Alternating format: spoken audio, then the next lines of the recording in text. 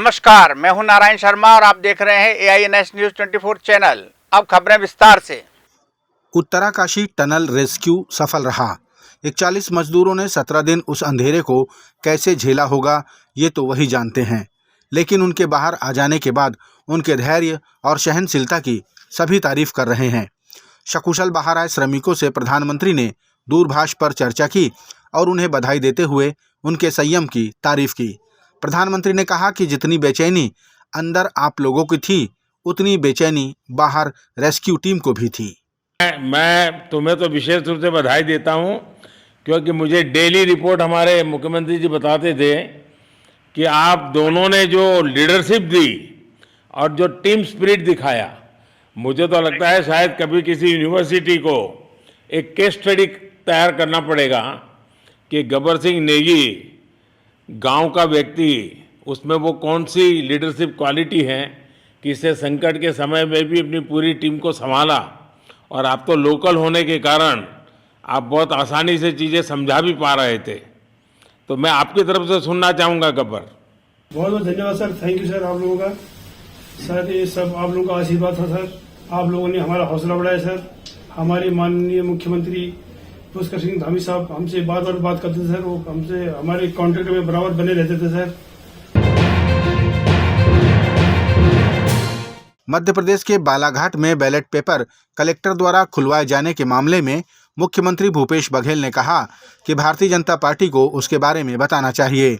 उन्होंने कहा कि छत्तीसगढ़ में भी बैलेट पेपर खोले गए तो भाजपा वाले बिलासपुर में शिकायत करने पहुंच गए, उन्हें अपने बारे में बताना चाहिए। बालाघाट में मध्य प्रदेश में वहाँ के कलेक्टर ने बैलेट पेपर खुलवा दिया। अब भाजपा यहाँ हल्ला कर रही है कि अधिकारियों कर्मचारियों को दबाव डाल के करेंगे, तो ये खुद करते हैं और दूसरे पे आरोप मढ़ते हैं। ये काम उनका है। कल भी मैंने कहा कि भाई ईडी आईटी की इतना दबाव है कि उससे बड़ा दबाव किसी के नहीं हो सकता। तो लगातार दबाव लोग महसूस भी कर रहे हैं। तो बालाघाट के में जो हुआ उसके बारे में पहले भारतीय जनता पार्टी के लोग बता लें वो किसके दबाव में किया है। पूरा स्ट्रांग रूम खुलवा लिया, बैलेट पेपर खुलवा लिया, तो किसके दबाव में किया है। भाई 5 राज्यों में चुनाव हुआ, अभी तो तेलंगाना बचा है। तो यहाँ जब बैलेट पेपर खुलना शुरू किया और मैं देखा हूँ बिलासपुर में शिकायत करने पहुँचे, तो पहले अपने बारे में बताएं।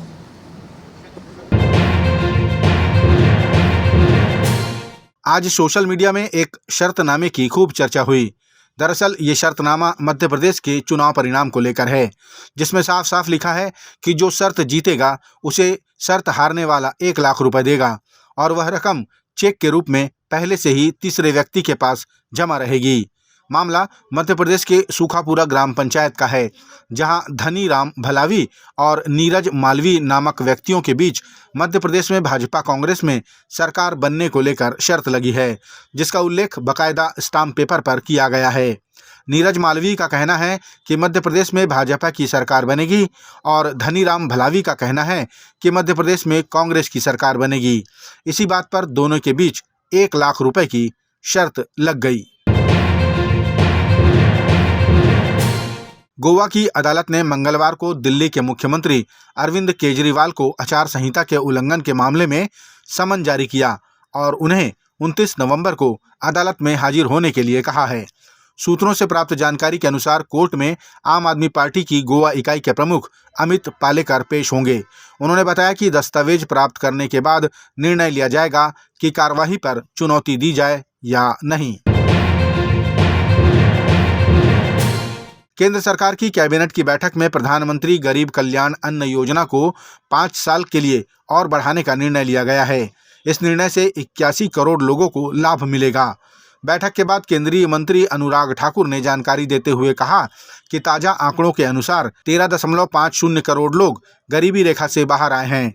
ये केंद्र सरकार की उपलब्धि है।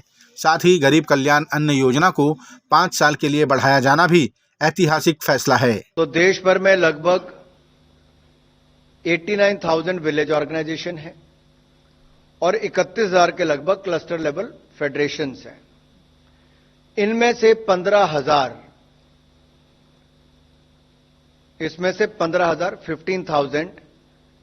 स्वयं सहायता समूह का चयन किया जाएगा, जो ड्रोन जिनको उपलब्ध करवाए जाएंगे। मार्च 2024 तक 500 ड्रोन जो हैं वो ये जो अग्रणी उर्वरक कंपनी हमारी है वो अपने संसाधनों से उनको उपलब्ध कराएगी, और अगले 2 वर्षों में 14,500 ड्रोन केंद्रीय सहायता से उपलब्ध करवाए जाएंगे। रायपुर पुलिस ने एक महिला को फर्जी पुलिस वर्दी में गिरफ्तार किया है। प्राप्त जानकारी के अनुसार ये महिला अपने आप को रायपुर के टिघरापारा थाने की हेड कांस्टेबल बताती थी। पुलिस ने उक्त महिला के खिलाफ धारा 171 के तहत अपराध पंजीबद्ध किया है।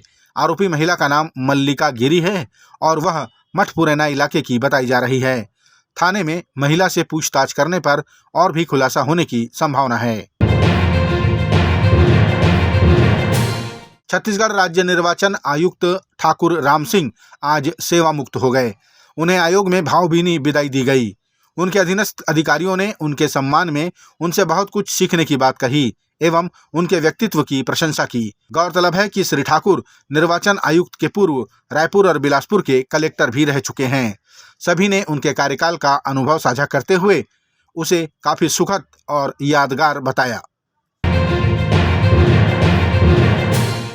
ये थे आज के प्रमुख समाचार। आप देख रहे थे हमारा लोकप्रिय यूट्यूब चैनल AINS न्यूज 24। अब हमें इजाजत दीजिए। कल तक रोजाना की ताज़ा खबरों के लिए आप देखते रहिए हमारा लोकप्रिय यूट्यूब चैनल।